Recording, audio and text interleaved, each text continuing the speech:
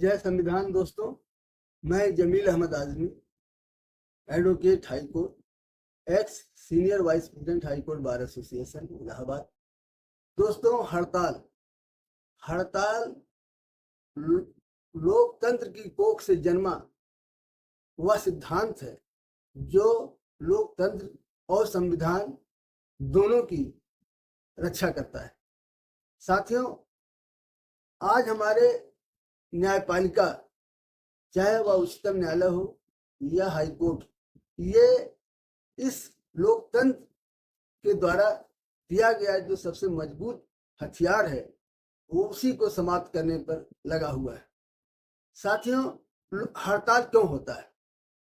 हड़ताल तब किया जाता है जब नागरिकों के मौलिक अधिकारों का हनन हो, जब मुल्क के अंदर बैठी कोई तानाशाह सरकारें जनता के मूलभूत सवालों को से मुंह मोड़ रही हो, तब इस देश के में वहाँ के नौजवान, वहाँ की संस्थाएं हड़ताल करती हैं और हमारे देश के अंदर न्यायपालिका पूरी तरीके से इस हड़ताल को समाप्त करना चाहती है।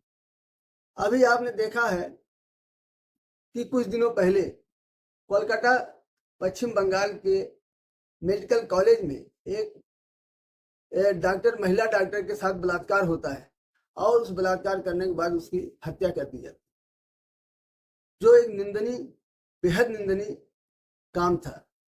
साथियों, उसके बाद क्या हुआ कि पूरे देश के अंदर पश्चिम बंगाल से लेकर हिंदुस्तान के कोने कोने में डॉक्टर हड़ताल पर चले गए और हड़ताल पर जाने के बाद हजारों मरीजों को कठिनाइयों का सामना करना पड़ा। हजारों मरीज इधर से उधर परेशान हाल घूम रहे थे, लेकिन डॉक्टर नहीं। माननीय उच्चतम न्यायालय ने स्वयं संज्ञान लिया, स्वतः संज्ञान लेकर के, और ये कहा डॉक्टरों से कि आप काम पर वापस जाइए, आपके साथ न्याय होगा। लेकिन डॉक्टर ने माननीय उच्चतम न्यायालय का आदेश नहीं माना और काम पर वापस नहीं गए और उसके बाद कुछ दिनों के बाद वो काम पर वापस गए।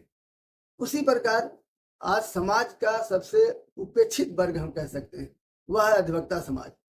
अधिवक्ताओं को इसी प्रकार की एक घटना कासगंज के अंदर एक महिला अधिवक्ता के साथ, उसके साथ बलात्कार करने के बाद उसकी हत्या कर दी गई और हत्या करने के बाद उसकी लाश नग्न अवस्था में नहर के किनारे फेंक। पूरे उत्तर प्रदेश के अंदर और देश के अन्य जगहों पर इस प्रकार की तमाम घटनाएं हो रही हैं। दिन दहाड़े अधिवक्ताओं को गोली मार दी जा रही है और अधिवक्ता अगर हड़ताल पर जाता है तो हाई कोर्ट और सुप्रीम कोर्ट कहते हैं कि आपको हड़ताल पर आप नहीं जा सकते। और सवाल यह पैदा होता है कि इतने बड़े समाज को, जो देश के अंदर न्याय दिलाने का काम करता है, जो देश के अंदर जजेस के साथ न्यायपालिका का जो कंसेप्ट है, एक जज और 2 अधिवक्ता से कम में न्यायपालिका रन नहीं कर सकती, जहां इतनी बड़ी जिम्मेदारी अधिवक्ता को दी गई है और वह अधिवक्ता अंजाम दे रहा है, उसकी सुरक्षा की कोई गारंटी इस देश के अंदर नहीं है। बहुत दिनों से हमारे अधिवक्ता समाज के साथी बराबर ये मांग करते हैं कि अधिवक्ता protection act, advocate protection act बनाया जाए और अधिवक्ताओं को सुरक्षा प्रदान की जाए। लेकिन आज तक कोई भी एडवोकेट प्रोटेक्शन एक्ट नहीं बनाया गया, जबकि डॉक्टरों को मेडिकल प्रोटेक्शन एक्ट है, उनको सुरक्षा है, लेकिन वह उनको एक जघन्य अपराध हुआ था, हड़ताल पर वो लोग गए।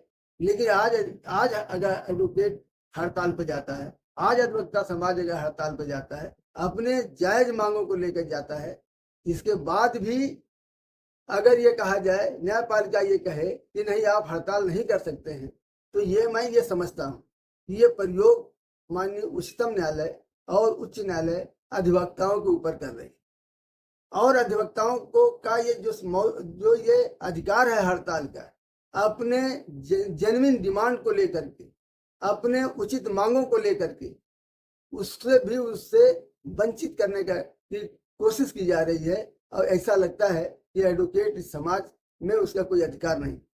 मैं अधिवक्ता समाज के सभी साथियों से, उत्तर प्रदेश बार काउंसिल से, बार काउंसिल ऑफ इंडिया से और सभी संस्थाओं से ये मांग करना चाहता हूँ और ये सरकार से मांग करना चाहता हूँ कि एडवोकेट प्रोटेक्शन एक्ट अविलंब बना करके लागू किया जाए और अधिवक्ताओं को उनकी सुरक्षा प्रदान की जाए, ताकि उनके वह न्याय में निर्भीक होकर के न्याय दिलाने का काम कर सके। इन्हीं बातों के साथ मैं अपनी बात समाप्त करता हूँ। जय हिंद, जय भारत।